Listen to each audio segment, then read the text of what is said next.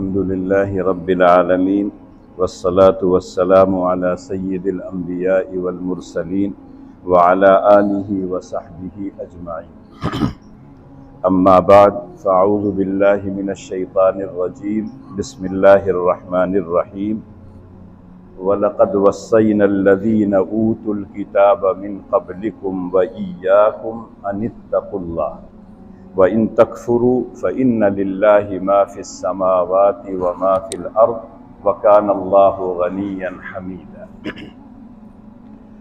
बुज़ुर्गान मिल्लत, बिरादरान इस्लाम, अभी चंद हफ्ते पहले एक मेहमान का तज़किरा चल रहा था कि एक अज़ीमुश्शान मेहमान आने वाला है, उसका इस्तक़बाल कीजिए, उसकी तैयारी पहले से कर लीजिए।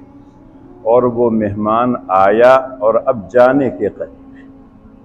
रमज़ान तो आता रहेगा, जाता रहेगा, सवाल यह है कि हम रहेंगे अगले रमज़ान में या नहीं रहेंगे। जिनको ये रमज़ान मिल गया है खुश नसीब थे, जितना वो इबादत अल्लाह की कर सके उन्होंने किया। मज़ीद अल्लाह से दुआ करना चाहिए कि अल्लाह अगर मेरी हयात बाकी रखे हों तो अगला रमज़ान भी हमको अता करे। मरना सबको है, लेकिन मरने का वक्त किसी को मालूम नहीं है कि कब मरना है। और आपके सामने बहुत सी बातें जो रमज़ान के मुताल्लिक़ थीं कि रमज़ान शहरुस्सियाम है, रमज़ान शहरुल क़ुरआन, रमज़ान शहरुस्सब्र है, रमज़ान शहरुल मुवासात है। और उस पर आपके सामने तफसील से गुफ्तगू आई। और ख़ास तौर से रमज़ान का जो आखिरी अशरा है उसकी एक एक घड़ी, एक एक पल, एक एक सेकंड बड़ा कीमती है, उसको ज़ाये नहीं करना चाहिए। आज 29 तारीख़ है, अगर चाँद हो गया तब तो कल ईद होगी, और अगर चाँद ना हुआ तो शायद एक रमज़ान और मिल जाए, कुछ रहमतें, कुछ बरकतें हमको मज़ीद मिल जाए। तो जो रमज़ान के मुताल्लिक़ गुफ्तगू करनी थी वो तो तकरीबन गुफ्तगू मुकम्मल हो गई। लेकिन आज रमज़ान का आखिरी जुमा है। आम तौर से लोग कहते हैं अलविदा। अलविदा के माने रुख़सत का। आपका भाई कहीं जा रहा हो, आपके वालिद कहीं जा रहे हों, आपका कोई अज़ीज़ कहीं जा रहा हो, तो इंसान उसको रुख़सत करने के लिए उसकी हैसियत के मुताबिक जाता है। किसी को दरवाजे तक छोड़ता है, किसी को सड़क तक छोड़ता है, किसी को और आगे जाके छोड़ता है। और जब वो जाता है अलविदा कहने के लिए, रुख़सत करने के लिए, तो उसका दिल भी दुखता है, कभी कभी उसकी आँखों से आंसू भी जारी हो जाते हैं, जैसा उसका ताल्लुक़ और लगाव। रमज़ान का ये जुमा जो है रमज़ान के महीने का आखिरी जुमा है, इसलिए कि हर महीने में 4 या 5 होते हैं। अब की मर्तबा चूँकि रमज़ान पहला जुमा था तो इसलिए पहला, 8वां, 15, 22, 29 ये 5वां जुमा है। और 5वें जुमे में सिर्फ हमको और आपको अपना मुहासबा करना है, अपना जायज़ा लेना है कि जो बातें हमने रमज़ान के मुताल्लिक़ सुनी थी कि रमज़ान रोज़े का महीना है। रोज़ा सिर्फ खाने और पीने से रुकने का नाम नहीं है, बल्कि सर से लेकर पैर तक अल्लाह जल्ल शानुहु की इताअत और फरमाबरदारी में लगाना है। इंसान का कोई उज़्व भी अल्लाह की नाफरमानी न करे। और जब आपने कहा था कि ये शहरुल क़ुरआन है, कुरान करीम इसमें नाजिल हुआ, अल्लाह के रसूल जिब्रील अमीन दौर किया करते थे। जिस साल अल्लाह के रसूल दुनिया से गए हैं 2 मरतबा दौर किया था। इसके लिए एक अलग से नमाज का है, अल्लाह के रसूल सल्लल्लाहु अलैहि वसल्लम को तोहफे में मिली, जिसको तरावी कहा जाता है। रमज़ान में कुरान की हिफाजत का सबसे बेहतरीन ज़रिया तरावी। जो लोग कुरान साल भर उठा के नहीं देखते हैं, वो भी जब रमज़ान आने लगता है तो कुछ न कुछ अपनी हैसियत के मुताबिक पढ़ना शुरू कर देते हैं। और अगर अल्लाह उनको तौफीक देता है तो तहज्जुद में, तरावी में, अव्वाबीन में चलते फिरते, उठते बैठते हर वक्त कुरान करीम की तिलावत करते हैं। तो ये शहरुल कुरान है, यानी इस महीने में हमारा ताल्लुक़ कुरान से बहुत गहरा हो जाता है, इसलिए कि रमज़ान और कुरान का ताल्लुक़ बहुत गहरा है। इसी महीने में कुरान नाजिल हुआ है लौह महफूज से समाए दुनिया पर, और फिर अल्लाह के रसूल पर जो पहली वही आई थी रमज़ान के आखिरी अशरे की किसी ताक रात में आई थी, और इब्तिदाई सूरह इक़रा की आयतें इक़रा बिस्मि रब्बिकल्लज़ी खलक़ खलक़ल इंसान मिन अलक़ इक़रा व रब्बुकल अकरम अल्लज़ी अल्लम बिल क़लम अल्लमल इंसान मा लम यअलम। उसके बाद अल्लाह के रसूल के क़ल्ब अतहर पर जिब्रील अमीन थोड़ा थोड़ा कुरान लेकर आए, और तकरीबन 23 साल में कुरान मुकम्मल हो गया। तो इस महीने का कुरान से गहरा ताल्लुक़, लिहाजा हमारा और आपका भी कुरान से बहुत गहरा ताल्लुक़ होना चाहिए। ये नहीं कि रमज़ान गया तो कुरान को फिर गिलाफ में लपेट के रख दिया जाए। जैसे रमज़ान में आप पढ़ रहे थे, सुन रहे थे, सुना रहे थे, ऐसे ही ज़िंदगी भर आपको पढ़ना चाहिए।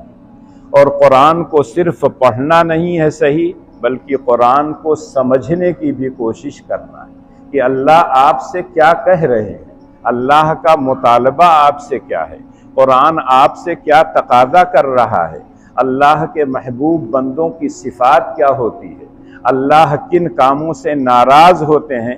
जब अल्लाह की किताब को आप पढ़ेंगे, समझेंगे, तब ये बातें मालूम होंगी, और जब आप समझेंगे तो कुछ न कुछ उस पर अमल करने की कोशिश करेंगे, और जब अमल करेंगे तो ख्वाहिश आपकी ये होगी कि दूसरे लोगों तक भी कुरान की तालीमात को, कुरान के पैगाम को पहुँचाएँ, चाहे वो आपके अपने भाई हों, चाहे आपके बिरादरान वतन हों। सबको ये हुदल लिन्नास है, ये सिर्फ मुसलमानों के लिए नहीं आई है, सिर्फ उसके मानने वालों के लिए नहीं आई है। कुरान तो सबके लिए आया है, लेकिन फ़ायदा कौन लोग उठाएंगे? जिनके दिलों में तक़वा की सिफत हो। तो रमज़ान तो जा रहा है, आखिरी दिन है, आखिरी जुमा है, लेकिन हमको और आपको कुछ पैगाम दे के जा रहा है, कुछ हमको सबक दे के जा रहा है। उन सबक को एक मरतबा दोहरा के अपना जायज़ा ले लीजिए कि हमने उस सबक के मुताबिक अपने आप को ढाला या नहीं। सबसे पहली चीज़ जो रमज़ान हमको सबक देता है, पैगाम देता है, वो रियाज़त और मुजाहिदी। सहरी के वक्त आप उठते हैं, सहरी खाते हैं, अगर अल्लाह ने तौफीक दे दिया 2-4 रकात 8 रकात तहज्जुद पढ़ लेते हैं, फिर फज्र की नमाज बाजमात पढ़ते हैं। उसके बाद आप अपने मामूल के मुताबिक, कुछ लोग पढ़ते हैं, कुछ लोग सो जाते हैं, और फिर उठने के बाद का है फिर तिलावत शुरू कर देते हैं और अल्लाह के ज़िक्र और अस्कार में लग जाते हैं। इफ्तार करने के बाद आदमी एक तरह से सुस्ती महसूस करता है, थकावट महसूस करता है, इंसान चाहता है कि आराम करें, सोएं, लेकिन अल्लाह का हुक्म है कि नहीं, दिन में तुमने रोज़ा रखा है, अब रात में इह्या करो, रात को जिंदा करो, तरावी पढ़ो, तहज्जुद पढ़ो, कुरान को पढ़ो, कुरान सुनो, कुरान सुनाओ। उसके बाद फिर आदमी थोड़ी देर सोता है, फिर सहरी के लिए उठ जाता है। तो अगर देखा जाए सुबह से शाम तक एक तरह का मुजाहदा, एक तरह की रियाजत, गोया कुरान हमको और रमज़ान हमको ये पैगाम देता है कि तुम्हारी ज़िंदगी मुजाहिदे का नाम है, और जब इंसान मुजाहदा करता है तभी कामयाब होता है। वल्लज़ीना जाहदू फ़ीना लनहदियन्नहुम सुबुलना। अल्लाह कहते हैं जो हमारे रास्ते में मुजाहदा करेगा, मशक्क़तें बर्दाश्त करेगा, तकलीफ़ें उठाएगा, हम उसको मंजिल तक पहुँचाएंगे। तो सबसे पहला सबक हमको रियाज़त और मुजाहदा का, और चाहे ये शख्सी ज़िंदगी हो, चाहे ये कौमी ज़िंदगी हो, बग़ैर मुजाहदे के कोई आदमी कामयाब नहीं होता। कामयाबी ये नहीं है कि मादी एतबार से आपको कुछ मिल जाए, नौकरी मिल जाए, ओहदा मिल जाए, आप खेत वाले हैं, गल्ला मिल जाए, ये कामयाबी नहीं है। कामयाबी असल में अल्लाह की खुशनुदी और रज़ाजूदी। और ये बात मैं नहीं कहता, अल्लाह की खुशनुदी जिसको मिलेगी वो जन्नत में जाएगा, और अल्लाह जिससे नाराज होंगे वो जहन्नम में जाएगा। अल्लाह ने कहा, कुरान ने कहा, अल्लाह के रसूल ने कहा, कामयाबी का मेयार क्या है? फमन ज़ुहज़िया अनिन नार व उदखिलल जन्नत फ़क़द फ़ाज़। जो आदमी जहन्नम से दूर कर दिया गया और जन्नत में दाखिल कर दिया गया, वही कामयाब और कामराह। तो जब आप रियाजत और मुजाहदा करेंगे तो यकीनी तौर पर अल्लाह ताला उसके एवज़ आपको अजर व सवाब से नवाजेंगे। जैसा कि आप सुन चुके हैं कि रमज़ान के महीने में नफल का सवाब फ़र्ज़ के बराबर, फ़र्ज़ का 70 गुना। एक दाना खर्च करो तो अल्लाह ताला 700 देते हैं। मज़ीद रमज़ान को मिला लीजिए तो मालूम नहीं कितना हो जाता है। तो ये तमाम रियाजत जो है ये हमको आपको सिर्फ रमज़ान में नहीं है, ये तो तरबियत थी, ट्रेनिंग थी 1 महीने की। अब आपकी ज़िंदगी में जितने दिन आएंगे आपको अपने आप को उसी एतबार से रियाजत और मुजाहदा करना है। रमज़ान हमको और आपको ये पैगाम देता है कि कुरान तुम्हारा दस्तूर हयात है, बल्कि अगर ये कहूँ कि आबे हयात है तो मुबालगा नहीं। इसलिए कि जैसे अल्लाह कहते हैं पानी की बुनियाद पर दुनिया की सारी चीज़ें ज़िंदा हैं, तो जो लोग अल्लाह को मानते हैं, अल्लाह की किताब को मानते हैं, अगर उनका रिश्ता अल्लाह की किताब से न हो तो वो एक मुर्दा की शक्ल है, और अगर उसका ताल्लुक़ अल्लाह की किताब से है तो उसको गोया ज़िंदगी मिल गई। और कुरान तो ऐसी किताब है, इन्ना हाज़ल कुरान यहदी लिल्लती हिय अक़वम। दुनिया के किसी भी गोशे में, किसी भी शोबे में अगर रहनुमाई चाहिए तो अल्लाह की किताब आपकी रहनुमाई करती है और बेहतरीन रहनुमाई करती है। तो इसलिए रमज़ान के महीने में कुरान से जैसे आपका गहरा ताल्लुक़ और लगाव हुआ है, कोशिश ये कीजिए कि ये गहरा ताल्लुक़ ज़िंदगी भर आपका बाकी रहे।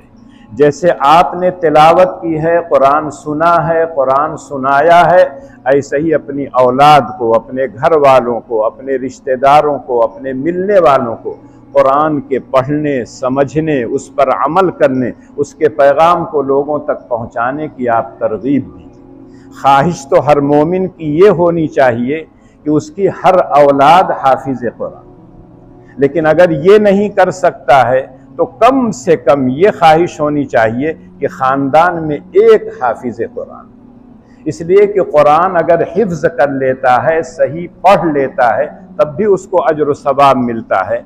मज़ीद अगर समझ कर पढ़ता है, अमल करता है, दूसरों तक उसकी तालीम को पहुँचाता है, तो ये तो अनवारुन अला अनवार हो जाएगा। इतनी रोशनी और इतनी अल्लाह की तरफ से उसको बरकतें और रहमतें मिलेंगी जिसका इंसान तसव्वुर नहीं कर सकता। ये तो ऐसी नेमत है, जितना आप बांटेंगे उतना आपकी नेमत में इजाफा होगा। जितना आप पढ़ेंगे, जितना पढ़ाएंगे, जितना लोगों को बताएंगे, सब चीज़ हो। इसी तरह से बात आई थी कि ये महीना मुआसात का महीना है, गमखारी का महीना है, सब्र का महीना है। जब इंसान अपनी भूख और प्यास को बर्दाश्त करता है तब उसको एहसास होता है कि भूख किस चीज़ का नाम है, प्यास किस चीज़ का नाम है। जो आदमी भूखा होता है, जो आदमी प्यासा होता है, किस तरह से एक लुक़मे के लिए तरसता है और एक घूंट पानी के लिए तरसता है। जब इंसान खुद भूखा और प्यासा रहता है तब उसको एहसास होता है। और यकीनी तौर पर अल्लाह ताला को हमें भूखा और प्यासा रखना मकसूद नहीं है।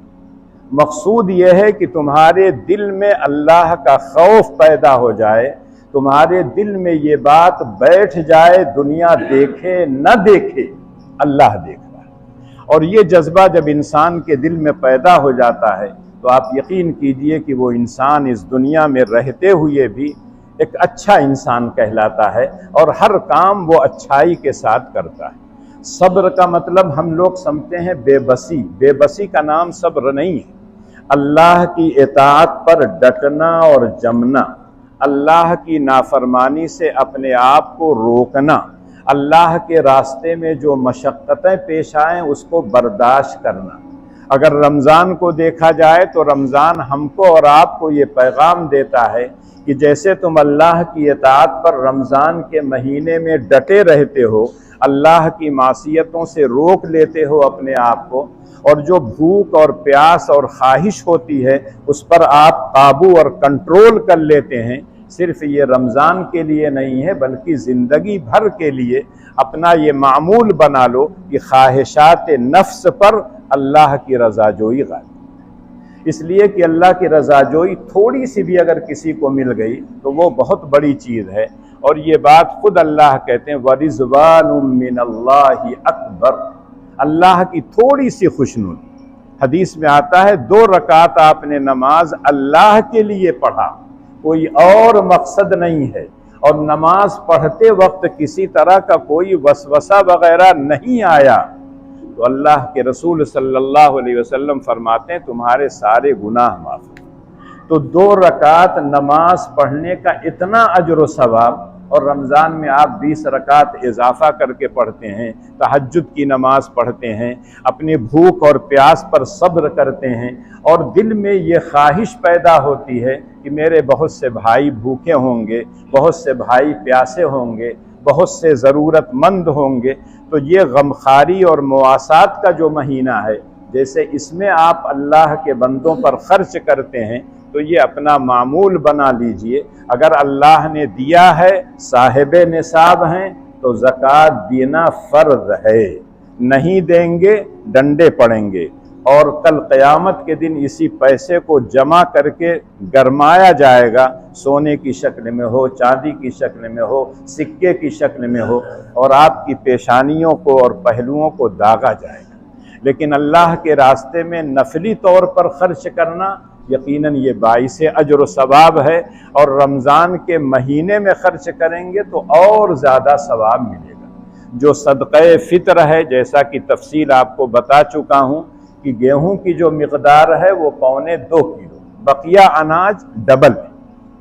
अगर आप कीमत देना चाहें तो गेहूं की कीमत अगर देंगे तो 1.25 किलो की, और दूसरी अनाज की देंगे, चाहे वो चना हो, चाहे चावल हो, चाहे दूसरी, वो 3.5 किलो। इसी तरह से अल्लाह के रसूल के ज़माने में किशमिश है, छुहारा है, खजूर है, पनीर है, ये तमाम ग़िज़ा होती थी सहाबा की, और इसी में से वो लोग क्या है देते थे सदक़े फ़ित्र। तो जो किसान हैं जिनके घर गेहूँ खाया जाता है, गेहूँ पैदा होता है, अगर वो गेहूँ देना चाहें तो शरई एतबार से तो 1.25 किलो है, लेकिन अगर उसमें आप इजाफा करके देते हैं तो सवाब आपको ज़्यादा मिलेगा, आपके सवाब में कमी नहीं होगी बल्कि ज़्यादा होगी। और जो लोग साहिब हैसियत हैं तो सिर्फ गेहूं ना देखें, जौ भी है, गेहूं से बहुत महंगा है, उससे आगे बढ़ेंगे खजूर है, उससे आगे बढ़िए किशमिश है, पनीर है, तो ये तमाम को अगर सदक़े फ़ित्र के तौर पर 3.5 किलो देंगे तो कुछ हज़ार से ऊपर जाएंगे, कुछ 500 आएंगे, और कुछ 1000 के नीचे होंगे। तो जो आदमी जिस हैसियत का हो अपनी हैसियत के मुताबिक निकाल दे। एक आदमी गरीब है, साहिब निसाब है, अपनी तरफ से, अपने बच्चों की तरफ से वो निकालता है, ठीक है गेहूं है निकाल दिया। आमतौर से लोगों ने 45-45 का ऐलान किया है, लेकिन मेरी राय है कम से कम 50 दीजिए, और अगर आप उसको डबल कर देते हैं तो बहुत अच्छी बात है, इसलिए कि सवाब आपको मिलेगा। और जिसको देना है, कुरान ने बड़ी वजाहत के साथ कह दिया है, इन्नमस सदक़ातु लिल फ़ुक़रा वल मसाकीन इला आखिर। यहाँ हिंदुस्तान में क्या है, जो आपके गरीब भाई रिश्तेदार हैं उनको आप दीजिए, यतीम हैं, बेवा हैं, बहुत से लोग मक़रूज़ हैं, इस तरह के लोगों को आप दे सकते हैं। बहुत से बेकसूर हैं जो जेलों की सलाखों में पड़े सड़ रहे हैं, उनकी रिहाई के लिए अगर आप कुछ खर्च कर सकते हो तो आप दे सकते हैं। इसी तरह से जो मदारिस हैं, जो दीन के किले हैं, इस्लाम के मुहाफिज हैं, उन किलों को जितना ज़्यादा आप मजबूत करेंगे, यकीनी तौर पर आपका समाज मजबूत होगा, आपका ईमान मजबूत होगा। आज डायरेक्ट दुश्मन जो है आपके ईमान और इस्लाम पर हमला बोल रहा है, और उस ईमान और इस्लाम की हिफाजत पहले ज़माने के लिहाज से आज बहुत ज़्यादा शदीद ज़रूरत है। आज इंसान समझता नहीं है, और एक लफ्ज़ इस्तेमाल कर देता, मुर्तद हो गए, इस्लाम से हट गए। इर्तिदाद इतनी बुराई है, इतनी बड़ी बुराई, किसी आदमी को जन्नत में जाने का टिकट मिला हो और वो टिकट वापस कर दे, अंदाज़ा कर लीजिए कितनी बड़ी बुराई। और आज हमारी बच्चियां, हमारे बच्चे बड़ी तेज़ी के साथ इस्लाम से फिर रहे हैं। कोई दौलत के नशे में, कोई प्यार के नशे में, कोई इज्जत के नशे में, कोई माल के, कोई दुनिया की चमक दमक के, न जाने कितने लोग इस्लाम से फिर रहे हैं। इसलिए ज़रूरत इस बात की है कि जो इस्लाम अल्लाह ने आपके लिए पसंद किया है, आप अपने लिए, अपनी औलाद के लिए, अपने रिश्तेदारों के लिए जैसे आपने पसंद किया है, उसकी हिफाजत की भी कोशिश कीजिए। इसी तरह से रमज़ान हमको और आपको एक पैगाम देता है कि वक्त की कदर किया कीजिए। हम लोग वक्त बहुत ज़ाय करते हैं। कभी कभी तरावी के लिए जाता था, अपने महल्ले ही में देखता था नौजवान लड़के, कोई उज़्र नहीं है, बुरा नहीं लगना चाहिए, तरावी के बजाय जो है मोबाइल लेके देख रहे। अफसोस होता था। कोई आदमी न जाने तो उसको बताया जाता है, एक आदमी सो रहा हो तो उसको जगाया जाता है, लेकिन जागने वाले को कैसे जगाया जाएगा? इसलिए इतनी बड़ी बुराई है। अगर आप कुछ देर देख लेते हैं, उसमें कुछ अच्छी चीजें, कोई बात नहीं, लेकिन नमाज छोड़कर, तरावी छोड़कर आप क्या है उसमें लगे रहें, ये बड़ी गंदी बात है। और यही सब असबाब हैं जो इस्लाम से हमको और आपको दूर ले जा रहे हैं। कुरान से हम दूर हो गए, इस्लाम की तालीमात से दूर हो गए, नबी की सुन्नतों से हम दूर हो गए, अपने अकाबिर के तरीक़ों से दूर हो गए, अपनी तारीख़ से हम दूर हो गए। हमें कुछ नहीं पता है। दुश्मन तो पूरे तौर पर हमला कर रहा है। निसाब में से वो तमाम चीज़ें खुरच खुरच कर निकाल के फेंकी जा रही हैं जिसका ताल्लुक इस्लाम से है, मुसलमानों से है। ऐसे मौके पर तो हमको और आपको इस्लाम से उतना गहरा ताल्लुक होना चाहिए कि किताबों से खुरच दें, लेकिन हमारे दिल से इस्लाम की तालीमात को नहीं खुरच सकते। लेकिन जब ये जज्बा पैदा होगा तब ना होगा। तो पाबंदी वक्त रमज़ान हमको आपको सिखाता है। सूरज गुरूब हो गया, इफ्तार कर लीजिए। सूरज गुरूब होने से 1 मिनट पहले, 2 मिनट पहले इफ्तार करते हैं, रोज़ा नहीं होगा। सूरज गुरूब होने के बाद ताखीर से करते हैं, कराहत और नापसंदीदगी आ जाएगी। सुबह सादिक से तुलू होने से पहले सहरी खाना है। सुबह सादिक के ज़ुहूर के बाद अगर खाएंगे तो रोज़ा नहीं होगा। इतना पाबंद इस्लाम ने बनाया है रोज़े के सिलसिले में। यूं तो नमाज के मुताल्लिक़ भी अल्लाह कहते हैं, इन्ना सलात कानत अलल मुमिनीन किताबम मौक़ूता। नमाज की जो आदमी पाबंदी करता है उसको वक्त की पाबंदी आ जाती है। इसीलिए पहले ज़माने के डॉक्टर लोग कहते थे, ये दवा फजर के बाद खा लेना, ये दवा असर के बाद खा लेना, ये दवा इशा के बाद खा लेना। लेकिन आज जब आप नमाज नहीं पढ़ेंगे तो कैसे कहा जाएगा कि नमाज के बाद खा लीजिए? बाद लोग आते हैं दुआ कराने के लिए, तो मैं कहता हूँ नमाज पढ़ते हो? तो कहते हैं नहीं। तो मैंने कहा दुआ कराने से फायदा? खुद तुम नमाज पढ़ो तो अल्लाह की रहमतें और बरकतें खुद आएंगी। और जब खुद आप नमाज पढ़ेंगे तो नमाज के बाद जो अल्लाह के रसूल से दुआएं मनकूल हैं, जो वज़ाइफ मनकूल हैं, वो सब खुद आप पढ़ेंगे। आयतल कुर्सी पढ़ेंगे, चारों कुल पढ़ेंगे और कुरान की बहुत सी आयतें पढ़ेंगे जो आपकी हिफाजत करती हैं जिन्नात से, शुरूर व फितन से। तो खुद ब खुद आपकी हिफाजत हो जाएगी। लेकिन जब मुसीबत आती है तो दूसरों से फुकवाएंगे, खुद पढ़कर नहीं फूकेंगे। तो रमज़ान हो, कुरान की हो, इसी तरह से हर इबादत इस्लाम की आपको वक्त का पाबंद बनाना है। और जब आप वक्त की पाबंदी करेंगे तो आप यकीन कीजिए कि दुनिया के अच्छे इंसान कहे जाएंगे। दुनिया में कोई इंसान अगर थोड़ा सा भी आपको अच्छा नजर आ रहा हो तो जब उसकी जिंदगी में झांक के देखेंगे तो वह पाबंदी वक्त का क्या है, लिहाज करता हो। जो आदमी जब चाहे उठे खा ले, जब चाहे खेले, जब चाहे कूदे, जब चाहे नमाज पढ़ ले, ऐसा आदमी अच्छा नहीं होता है। अच्छा वो इंसान होता है जो खेलने के वक्त खेले, सोने के वक्त सोए, खाने के वक्त खाए। आज हमारा मामूल सारा उलट गया। रमज़ान में तो सबका वो अलग रहता है, लेकिन रमज़ान के अलावा आम मामूल हो गया है नौजवानों का 12 बजे 1 बजे रात तक जागना। काम क्या? कुछ नहीं, कोई काम नहीं। लेकिन 12 बजे 1 बजे यकीनी तौर पर फज्र की नमाज में कहाँ से आएंगे, फज्र की नमाज में नहीं रहेंगे।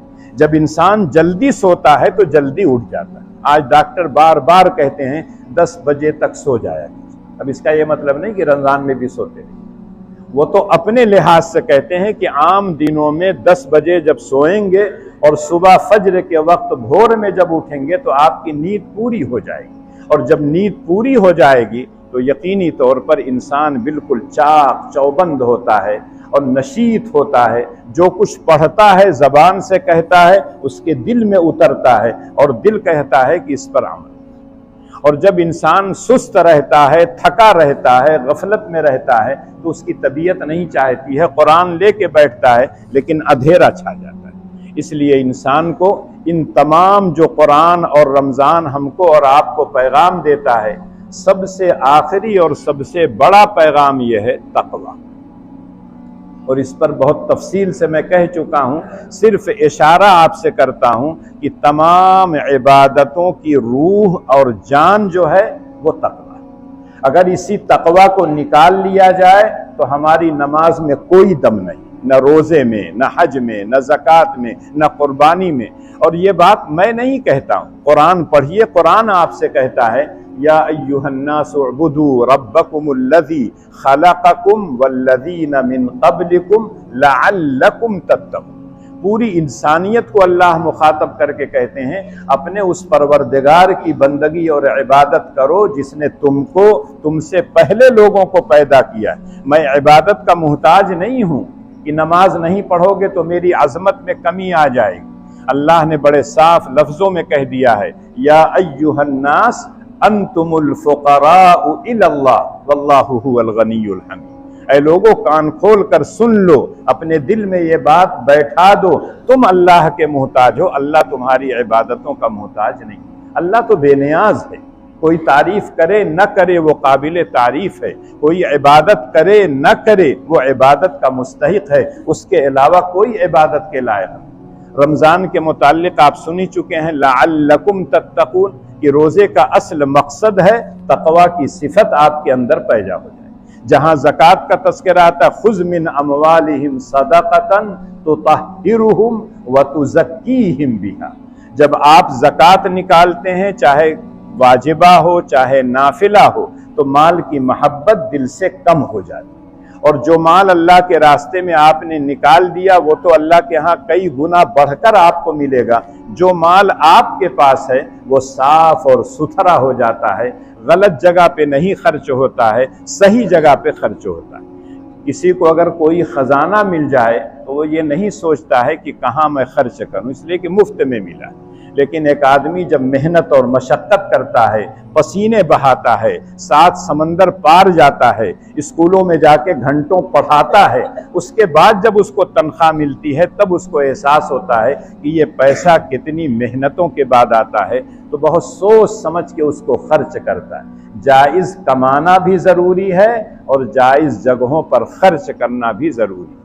और अगर आप जायज़ तौर पर कमा के गलत जगह पर खर्च करते हैं तो यकीनन ये माल का गलत इस्तेमाल हो, और नाजायज़ कमाना ये तो गलत है ही। इसीलिए वो तमाम चीज़ें जिससे माल हराम कमाया जाए, शरीयत ने उन तमाम चीज़ों को मना किया है। इसी तरह से हज के मुताल्लिक़ पढ़ते होंगे वतज़व्वदू फ़इन्न खैरज़्ज़ादि तक़वा वत्तक़ून या उलिल अलबाब। ऐ लोगों, जब हज के सफ़र पे जाओ तो अपने ज़ाद राह में तक़वा को भी शामिल करें। तक़वा कोई सामान नहीं है, इसका मतलब अपने दिल को टटोल कर देखो, इसमें तक़वा की सिफत है। अल्लाह की खुशनुदी और रज़ाजोई के लिए उतनी दूर जा रहे हो तब तो ठीक है, और अगर रियाकारी हो, मक्कारी हो, हाजी कहलवाना हो तो फिर से दुरुस्त कर लो, तब उसके बाद जाओ। इसी तरह से कुर्बानी के मुताल्लिक़ आता है लन यनालल्लाह लुहूमुहा वला दिमाउहा वलाकिन यनालुहु तक़वा। कुरान के मुताल्लिक़ अल्लाह ने कहा हुदल लिल मुत्तक़ीन। कुरान के पढ़ने से हिदायत किसको मिलेगी? जिनके दिलों में तक़वा की सिफत होगी। और अभी आपके सामने जो मैंने आयत पढ़ी है, अल्लाह कहते हैं वलक़द वस्सैनल लज़ीना ऊतुल किताब मिन क़ब्लिकुम व इय्याकुम अनित्तक़ुल्लाह। अल्लाह कहते हैं मैंने बड़ा जोर देकर, बड़ी ताकीद के साथ तुमसे पहले जो उम्मतें आई हैं, चाहे वो यहूद हो, नसारा हो, हजरत इब्राहीम की कौम और अंबिया की कौम, और खुद तुम लोगों को एक बात की नसीहत की, इत्तकुल्लाह, अल्लाह से डरो, अल्लाह का खौफ अपने दिल में पैदा करो। तकवा एक ऐसा लफ्ज है कि उसकी तशरीह जो है उर्दू में या किसी जबान में एक लफ्ज में आप नहीं कर सकते। इसीलिए अल्लाह के रसूल कहा करते थे अत्तक़वा हाहुना, दिल की तरफ इशारा करते थे, दिली कैफियत का नाम। और जब दिल में ये कैफियत पैदा हो जाती है कि मेरा मौला मुझे देख रहा है, तो कभी वो नाफरमानी नहीं करेगा, कभी अल्लाह के हुक्म के खिलाफ अपना कदम नहीं उठाएगा, चाहे उसका हाथ हो, उसका पैर हो, उसका दिलो दिमाग हो, उसकी नाक हो, कान हो, जबान हो, ये तमाम के तमाम आज़ा को अल्लाह के इताअत में इस्तेमाल करता है। एक हदीस में आता है कि अल्लाह के रसूल सल्लल्लाहु अलैहि वसल्लम ने फरमाया कि अल्लाह जल्ल शानुहु कहते हैं, हदीस कुदसी है, कि बंदा नवाफिल के ज़रिए से मेरा कुर्ब हासिल करता है, और जब मैं उसको पसंद करता हूँ तो मैं उसका कान बन जाता हूँ, मैं उसकी ज़बान बन जाता हूँ, मैं उसका दिलो दिमाग बन जाता हूँ, मैं उसका हाथ बन जाता हूँ, मैं उसका पैर बन जाता हूँ। इसका ये मतलब नहीं कि अल्लाह आपके जिस्म में हुलूल कर जाते हैं, ये हरगिज़ मतलब नहीं। मतलब यह है कि अल्लाह की हिफाजत आपके साथ होती है, आपकी ये सर से लेकर पैर तक तमाम आज़ा अल्लाह की इताअत और फरमाबरदारी में लगे रहते हैं, अल्लाह की खुशनूदी हासिल करने में लगे रहते हैं। कान वहीं इस्तेमाल होगा जहां अल्लाह और अल्लाह के रसूल ने इजाज़त दिया है, ज़बान वहीं इस्तेमाल होगी जहां अल्लाह और उसके रसूल ने बताया है। इसी तरह से दिलो दिमाग में उसी तरह का फ़िक्र और एहसास पैदा करेंगे जो अल्लाह और उसके रसूल कहते हैं। पैरों से चलकर वहीं जाएंगे जहाँ जाना अल्लाह और उसके रसूल को पसंद है। अपने इस हाथ को अगर आप चाहें किसी को धक्का भी दे सकते हैं और किसी गिरते हुए को थाम भी सकते हैं। अल्लाह के रसूल ने कहा गिरतों का थामना ये सदका है, अज्र व सवाब का बाइस है। तो लिहाजा आप अपने तमाम आज़ा को अल्लाह की इताअत में लगाएं। तो ये जो 1 महीने की ट्रेनिंग है, इस ट्रेनिंग के बाद, इस तरबियत के बाद तो इंसान को एक अच्छा इंसान बन के निकलना चाहिए। लेकिन अफसोस होता है कि रमज़ान का जब महीना आता है तो शैतान तो जकड़ दिए जाते हैं, छुड़भैयत खुले रहते हैं, और कुछ इंसान के अंदर अल्लाह की तरफ रुजू और इनाबत का जज्बा पैदा होता है। बहुत से लोग इतने बेशरम होते हैं कि पान खाए रहते हैं, लोगों को दिखाते रहते हैं कि हम पान खाएं। एक तरफ कह रहे हो कि मैं मुसलमान हूं और दूसरी तरफ रोज़ा खोर हो, कैसे तुम अपने आप को कहते? अल्लाह के रसूल ने कई जगह पे कहा कि लैसा मिन्ना, कोई आदमी धोखा दे तो मुझमें से नहीं है। यानी किस मुंह से अपने आप को कहता है कि मैं उम्मत मुहम्मदिया का फर्द हूँ। एक आदमी मरीज है, एक आदमी माजूर है, उसके लिए शरीयत ने खुद इजाज़त दी। लेकिन एक आदमी हट्टा कट्टा है, उसको तो रोज़ा रखना चाहिए। अगर आप नहीं रखेंगे तो आपकी औलाद कभी नहीं रखेगी, ये मान लीजिए। कितना भी आप डांटेंगे, कितना भी फटकारेंगे, आपकी डांट की वजह से वो रोज़ा रख लेगा, लेकिन तकवा की सिफत पैदा करने के लिए वो रोज़ा नहीं रखेगा। डॉक्टर कह देता है आप हफ्तों क्या है ग़िज़ा नहीं खाते हैं, सिर्फ जूस पे काम चला लेते हैं, इसलिए कि डॉक्टर ने कहा। लेकिन डॉक्टरों का जो डॉक्टर है उसने जब आपसे कहा साल भर मैंने खाने की इजाज़त दिया है, 1 महीने तो पाबंदी कर लो। और उस महीने में अल्लाह इतनी नेमतें देते हैं, इतनी नेमतें देते हैं कि सुबह जब उठते हैं आप तो पता चला कि क्या है, इफ्तार में क्या रहेगा। लेकिन जब दस्तरखान पर इफ्तार सजता है तो पता चला कि सारी नेमतें आपके पास, फल भी है, मीठा भी है, खट्टा भी है, खारा भी है, तीता भी है, सारी चीज़ें मौजूद, हर तरह की मशरूबात हैं। और यही रमज़ान ख़त्म होगा, देखिएगा नेमतें आहिस्ता आहिस्ता ख़त्म। तो इसलिए जो ये असबाक और ये दुरूस हमको रमज़ान दे के जा रहा है, तो अपने दिल को टटोल कर देखिए कि तकवा की सिफत पैदा हुई या नहीं। अगर हुई है तो उसको और जिला बख्शने की कोशिश कीजिए, उसको और उजागर करने की कोशिश कीजिए। इसलिए कि जन्नत की सारी नेमतें किसके लिए? सिर्फ मुत्तकियों के लिए। इन्नल मुत्तकीन फ़ी जन्नातिन व उयून, कहीं अल्लाह कहते इन्नल मुत्तकीन फ़ी जन्नातिन व उयून आखिज़ीन मा आताहुम रब्बुहुम इन्नहुम कानू क़ब्ल ज़ालिका मुहसिनीन कानू क़लीलन मिनल लैलि मा यहजऊन व बिल अस्हारि हुम यस्तग़फिरून व फ़ी अमवालिहिम हक़्क़ुल लिस्साइलि वल महरूम। मुत्तकी जो होगा उसके लिए बागात होंगे, उसके लिए नेमतें होंगी। और ये नेमतें क्यों मिलेंगी? इसलिए कि नहीं कि रात भर रमज़ान में मोबाइल चलाता रहा, दिन भर क्या है डाइजेस्ट और न जाने क्या क्या पढ़ता रहा। जो लोग रातों को अल्लाह की इबादत में लगाते, रातों को जागते रहते हैं, अल्लाह के रसूल ने बड़ी वजाहत के साथ कहा कि बहुत से ऐसे रोज़ेदार होते हैं जिनको सिर्फ भूख और प्यास मिलती है, कोई अजर सवाब नहीं। और बहुत से ऐसे शब्बेदार होते हैं, सिर्फ उनको शब्बेदारी मिलती है, कोई अजर सवाब नहीं मिलता।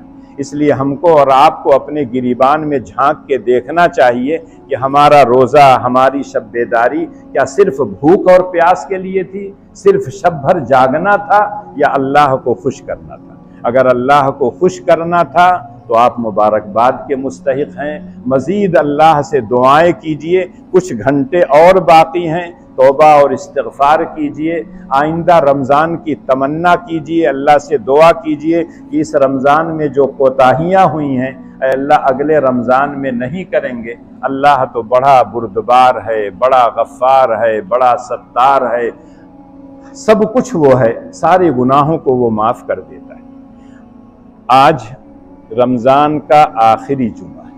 इस आखिरी जुमे में मजमा भी ज़्यादा होता है। काश हर जुमा को इसी तरह से भीड़ रहे, अल्लाह के बंदे अल्लाह के घर को आबाद करते रहें, तो शायद ये ख़बरें न सुनाई दें जो आज निकल रही हैं, फ़ला मस्जिद, उसके नीचे, इसके नीचे, मालूम नहीं क्या क्या आ रहा है। अगर मस्जिदें आबाद रहेंगी तो किसी को नज़र उठा के देखने की ज़रूरत नहीं। दुश्मन पूरी तरह से ताक में है और हम पूरी तरह से गफलत में। हमारा जितना रिश्ता अल्लाह से मजबूत होगा उतना हम महफूज होंगे। आप यकीन कर लीजिए, कोई शख्स, कोई पार्टी, कोई हुकूमत आपकी हिफाजत नहीं करेगी। फल्लाहु खैरुन हाफिज़ा व हुवा अरहमुर राहिमीन। हज़रत याकूब अलैहिस्सलातु वस्सलाम ने अपने बेटों के लिए कहा था, जब बिन्यामीन चले गए थे, उसके बाद यूसुफ गायब हो गए थे, तो उन्होंने कहा अल्लाह हिफाजत करेंगे। अल्लाह ही की हिफाजत में आप महफूज रहेंगे, आपका दीन महफूज रहेगा, आपका इस्लाम महफूज रहेगा, आपकी औलाद महफूज रहेगी, आपकी मस्जिदें, आपके मदारिस महफूज रहेंगे, आपका समाज महफूज रहेगा। और अगर अल्लाह से रिश्ता आपने कमज़ोर कर लिया या काट लिया तो आप यकीन कीजिए कि आप महफूज नहीं हैं, कटी हुई पतंग की तरह हैं, जो चाहेगा लूट। कोई डंडा से लूटेगा, कोई हाथ से लूटेगा, कोई ढेला मार के लूटेगा, जैसे भी होगा लूट लेगा। लेकिन अगर रिश्ता आपका जुड़ा हुआ रहेगा अल्लाह से तो दुनिया की कोई ताकत आपको लूट नहीं सकती है। ये ख्याल अगर पैदा हो गया रमज़ान के महीने में और उसके मुताबिक हम ज़िंदगी गुजारने लगें तो आप यकीन कीजिए कि अल्लाह ने हमारे रमज़ान को कामयाब बना दिया। और यही जज्बा पैदा करने के लिए कि दुनिया देखे न देखे, वो देख रहा है, उसको खुश करने के लिए काम करेंगे तो यकीनी तौर पर खुश रहेंगे। जुमे का दिन जो है सय्यदुल अय्याम कहा जाता है, और रमज़ान का जुमा हो तो यकीनी तौर पर और बरकतें, रहमतें बढ़ जाती हैं। आखिरी जुमा है, मजमा भी है, और ऐसे मजमे में जब दुआ की जाती है तो हर तरह के लोग होते हैं। अल्लाह के बहुत से वो बंदे जो अब कब्र में जाने के करीब हैं, उम्र की ढलान पर हैं। कुछ ऐसे बच्चे होते हैं जो अभी मासूम हैं, अभी बालिग भी नहीं हुए हैं। कुछ अल्लाह के वो नेक बंदे हैं जो रातों को जागते हैं, तहज्जुद पढ़ते हैं, कुरान पढ़ते हैं, और उनकी दुआओं को अल्लाह ताला कबूल करते हैं। तो इस मजमे में अगर दुआ की जाए तो यकीनी तौर पर अल्लाह कबूल करेंगे, अपने लिए, अपनी औलाद के लिए, अपने समाज के लिए, अपनी उम्मत के लिए, अपने मुल्क के सलामती के लिए, उसके अमन और शांति के लिए, सबके लिए दुआएं कीजिए। और ये जो नफ़रत की हवा चल रही है, दुआ कीजिए कि अल्लाह ताला उस नफ़रत की हवा को रहमतों से बदले। और यकीनी तौर पर अल्लाह ताला की दोनों उंगलियों के बीच में इंसान के दिल होते हैं। हदीस में आता है युक़ल्लिबुहु कैफ़ यशा, अल्लाह जैसे चाहते हैं बदल देते। एक दुश्मन है, पता चला कि 2 घंटे में वो आपका सच्चा दोस्त बन गया। एक दोस्त है, वो आपका दुश्मन बन गया। 70 साल 75 साल से हम इत्मीनान से रह रहे थे, कोई बात नहीं थी, लेकिन आज घर से निकलते हुए डर लगता है। कोई बच्चा घर से जाता है तो दिल में ये झिझक रहती है कि मालूम नहीं हिफाजत के साथ वापस आएगा, और अगर कहीं दूर चला गया तो हर वक्त दिल धड़कता रहता है। ये खौफ का जो माहौल है, यकीनी तौर पर जब अल्लाह से रुजू और इनाबत होगी तो ये खौफ का माहौल ख़त्म हो जाएगा। मौसम चूँकि सख्त है, गर्मी बहुत पड़ रही है। आज 29 तारीख़ है।